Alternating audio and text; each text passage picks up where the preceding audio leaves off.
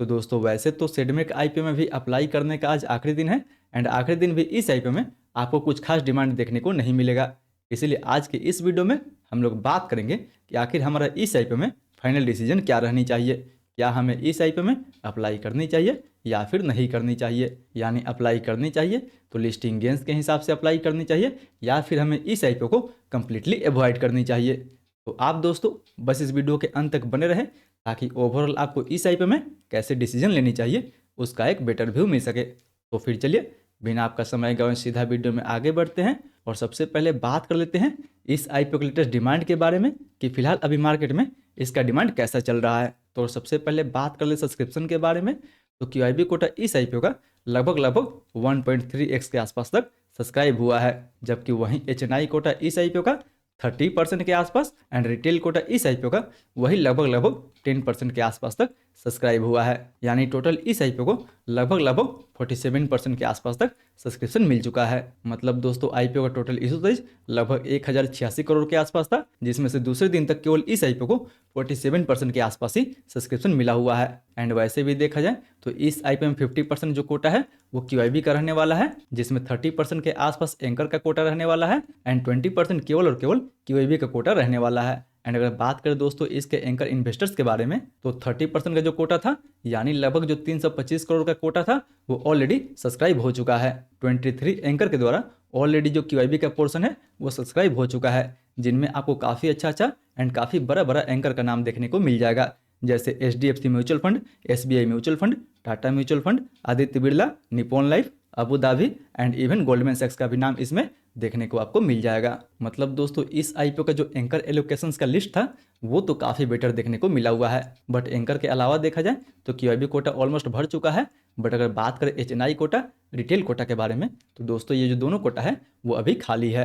HNI Kota केवल 30% and even retail Kota अभी केवल 10% के आसपास ही सब्सक्राइब हुआ है। यानी अगर आप सब्सक्रिप्शन वाइज बात करें तो फिलहाल इस आईपीओ का मार्केट में कोई डिमांड नहीं है। जबकि दोस्तों सब्सक्रिप्शन के तुलना में अगर बात करें जीएमपी के बारे में तो फिलहाल आपको इसके ग्रे मार्केट में भी कोई डिमांड देखने को नहीं मिलेगा।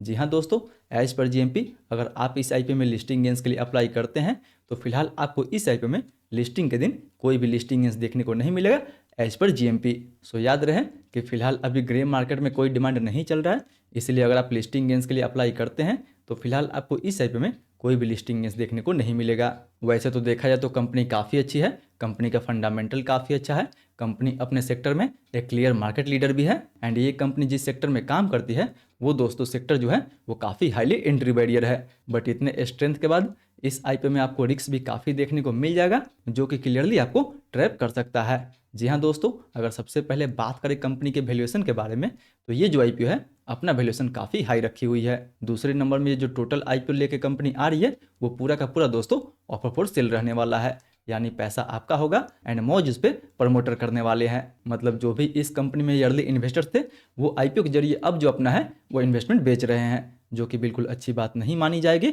इस आईपीओ के लिए। वहीं अगर थर्ड रिस्क के बारे में बात करें तो दोस्तों FY25 का जो कंपनी का टोटल रेवेन्यू था वो लगभग 663 करोड़ के आसपास था, जिसमें से 70 to 80% का जो रेवेन्यू है वो आपको सिंगल कंपनी टीवीएस मोटर्स की तरफ से देखने को मिल जाएगा। मतलब दोस्तों फ्यूचर में अगर टीवीएस मोटर्स अपना सप्लायर चेंज करती है या फिर टीवीएस मोटर्स के सेल्स में डिक्लाइन देखने को मिलता है तो उसका सीधा इम्पैक्ट जो है वो सेडमेक के फंडामेंटल पे आपको देखने को मिल सकता है। एंड इन सब के अलावा भी दोस्तों फिलहाल ना तो अभी मार्केट ठीक है एंड ना ही आगे मार्केट अभी ठीक ठाक रहने की उम्मीद है, क्योंकि हाल ही में बहुत सारे आईपीओ का लिस्टिंग आपने तो देख ही लिया होगा, सारे आईपीओ का लिस्टिंग हमें नेगेटिव में ही देखने को मिल रहा है। इसलिए इन सारे फैक्टर को देखते हुए बात करें कि आखिर इस आईपीओ में हमारा फाइनल डिसीजन क्या होनी चाहिए। तो अगर सबसे पहले बात करें कि क्या हमें इस आईपीओ में लिस्टिंग गेंस के लिए अप्लाई करनी चाहिए या फिर नहीं करनी चाहिए, तो दोस्तों सारे फैक्टर को देखते हुए फिलहाल हमें इस आईपीओ में लिस्टिंग गेंस के लिए तो बिल्कुल अप्लाई नहीं करनी चाहिए।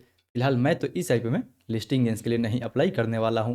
वहीं लिस्टिंग गेंस के तुलना में अगर बात करें कि क्या हमें इस आईपीओ में लॉन्ग टर्म के लिए अप्लाई करनी चाहिए या फिर नहीं करनी चाहिए, क्योंकि बहुत किसी को इस आईपीओ का फंडामेंटल अच्छा लगेगा एंड इस कंपनी का बिजनेस अच्छा लग सकता है। बट इन सारे फैक्टर को देखते हुए फिलहाल दोस्तों लिस्टिंग गेंस के लिए भी हमें इस आईपीओ को अवॉइड करनी चाहिए, क्योंकि अगर आपको इस आईपीओ में लिस्टिंग गेंस के लिए जानी है तो इससे बेटर कंपनी भी आपको मार्केट में ऑलरेडी देखने को मिल जाएगी। बट अगर खासकर इस कंपनी के साथ ही आपको जाना है तो वेट कीजिए, लिस्टिंग डे के दिन अगर ये कंपनी आपको माइनस में देखने को मिलती है एंड लिस्टिंग के बाद भी अगर इस आईपीओ में आपको गिरावट देखने को मिलता है तो वहाँ पे आप इस कंपनी को लॉन्ग टर्म के लिए चूज कर सकते हैं। बट अभी के सिचुएशंस को देखते हुए मैं तो इस आईपीओ को लिस्टिंग गेंस के लिए भी अवॉइड करने वाला हूँ एंड लॉन्ग टर्म के लिए भी अवॉइड करने वाला हूँ। बाकी बात दोस्तों, आप भी अपना ओपिनियन हमें नीचे कमेंट करके बताएं कि आप लोग इस आईपीओ में अप्लाई करने वाले हैं या फिर नहीं करने वाले हैं। बाकी बात दोस्तों, आप जो भी डिसीजन ले अपना रिस्क एंड अपना एनालिसिस लगाने के बाद ही ले।